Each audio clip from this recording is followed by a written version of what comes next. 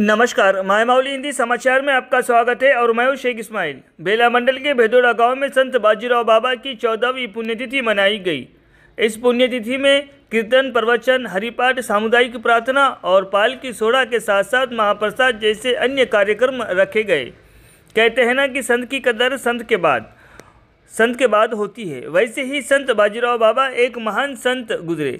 हमारे घरों में हमारे परिजनों की तस्वीर नहीं मिलेंगी, लेकिन बाबा की तस्वीर ज़रूर मिलेंगी। बाबा ने लोगों को भलाई के रास्ते पर चलना सिखाया, बुरी आदतों के बारे में समझाया और उन बुरी आदतों को हमारे जीवन से नष्ट कराया। ऐसे ही भेदोड़ा गांववासी का कहना है कि बाबा की कृपा से मेरा घर सुखमय और शांतिमय है। उन्होंने कहा है कि 14वीं पुण्यतिथि खुद के खर्चे से हम मना रहे हैं।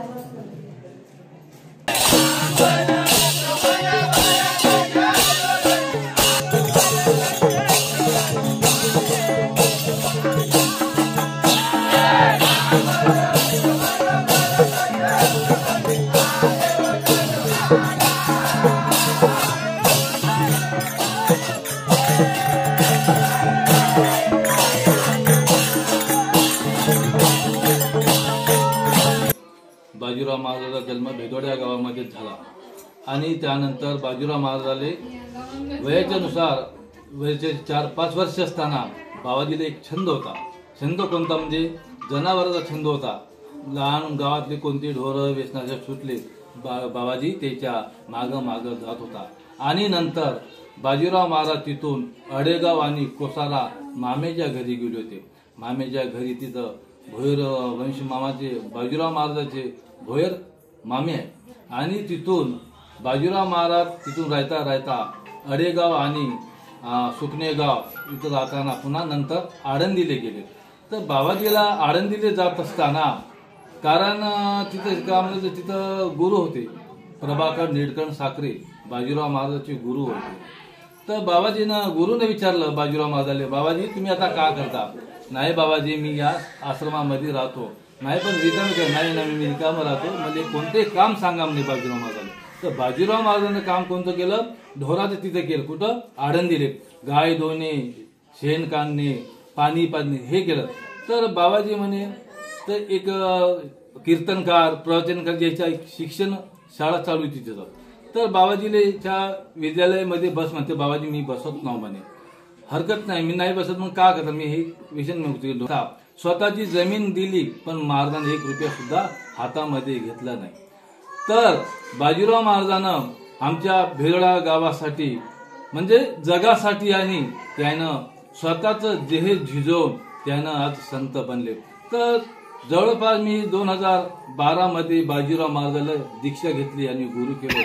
त्यावेळेस बाबाजीपासून मला पुरं चांगलं झालं. कारण बाबाजी एकच मागणी म्हणली, बाजीराव महाराज आपल्यापाशी जमीन नाही, जुमला नाही, काहीच नाही, पण मुलाला नोकरी जर लागली तर मी तुमच्या फुल नाही फुलाची कधीतरी जन्मभूमीला करतो म्हणून असं बाबाजीचं दर्शन घेतलं होतं. तर बाबाजीने मला ताबडतोब एका वर्षातच दोन्ही मुलं लागून गेले. गव्हर्नमेंट सर्वंट झाले, टीचर झाला आणि दुसरा CRP झाला. तर बाबाजीची कृपा, कारण का आपल्यापाशी पैसा नव्हता, डोनेशन नव्हतं, काही नव्हतं, 50-60 लाख रुपये देतो तर बिगर पैशानं गव्हर्नमेंट नोकरी दिली. म्हणून बाजीराव महाराजांच्या सानिध्यामध्ये 2012 पासून मी काम करत आहोत. प्रवचन करायला जाऊ, बैल बांधून देऊ, कुटार लावून देऊ आणि स्वतः जाऊ प्रवचन करू. पण बाबाजीनं मला सगळं बरोबर दिलं. माझ्याबद्दल, माझ्या गावाबद्दल बाबाजीनं काही कमी दिलं नाही. बाबाजीचा जन्म भेदोड्या गावात झाला आणि सुकणे गावाला असताना बाबाजी काय म्हणले होते, मी भेदोड्याला गेलो आणि भेदोड्याला माझं सगळं होते, पण तुम्ही इथं डोक्षे पडून काल इथं राहता म्हणून सुकणे गावच्या लोकांना तुम्ही भेदोड्याला जावा म्हणे. तर सोनामाईनं सांगितलं बाबाजी त्यावेळेस भेदोड्याला आले. त्यावेळेस आल्या दर्शनी इथं 8:15 वाजता करंट गेलं होतं आणि नागाची फडी त्या मंदिरावरची सुरू झाली, म्हणजे उत्पन्न झाली, राहायचं होतं, मंदिर राहायचं होतं, पण नागाची फडी घेऊन तिथं होता. तर सोनामाईनं सांगलं इथं मंदिर बांधा म्हणून सांगितलं. तर बाजीराव माझी एवढीच कृपा होती. बाजीराव महाराजांना चांगलं केलं. बाजीराव माझ्या सांगितलं एवढंच आम्हाला प्रार्थना, माझ्या मुला बाळाला सगळं